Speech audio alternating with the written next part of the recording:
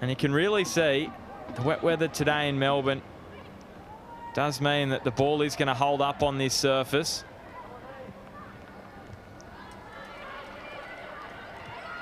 Not something you're used to seeing in dry summer conditions, which has been the case for a lot of this summer period, as Hannah Keane wins a free kick in a decent area here.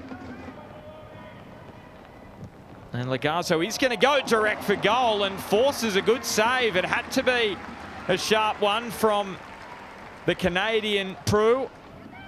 So many of these players in this competition playing a key role for their nations at that World Cup last year. Hieda, Savitsky.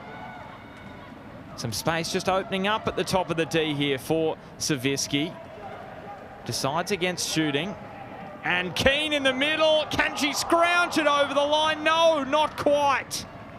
Gee whiz, that was close for Western United. Stott is in some pain, but Hannah Keane wondering how she hasn't scored as that strike squeezed into the post. Hieda driving forward. Lagazo, does she look to shoot this time? She gets it onto her right foot. Keane is there, and Keane scores for Western United. The 5-match goal drought, her biggest in this competition, is over against one of the sides she loves scoring against. That's 3 in 3 against City, and Western deserve this 1-0 lead.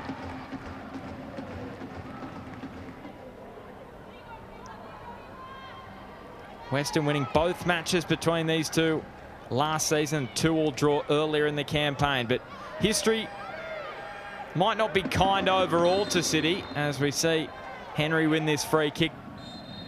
Policina standing over the free kick.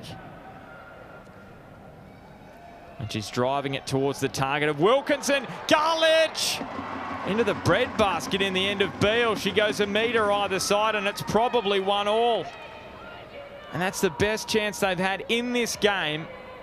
How often do we see it? Immediately after one side scores, there's a chance for the opposition at the other end, and Melbourne City, they'll be ruining that missed opportunity for Garlich. Torpy should track this down, cuts it back. Here is Briley Henry. Deflection off the post, I should say the woodwork, and somehow over. Looked like it was going to sit on the crossbar there for a moment. Policina fires it across. Otto's header. Torpy back across. Wilkinson! She will not miss from there, Hannah Wilkinson. And just as it was in round 3, Hannah Wilkinson scores against Western United. Taranto, well, she didn't spy Torpy. One of the fastest players on the field. Unable to punish Western United for that error of judgment. And now Sardo in front of Lagazo, and Keane into an empty net. Hannah Keane with a brace for the first time this season. And it's Chloe Lagazo once again so influential after that delivery from Sardo, and it's Western who return to the lead. Lagazo very, very thankful for that delivery from Sardo.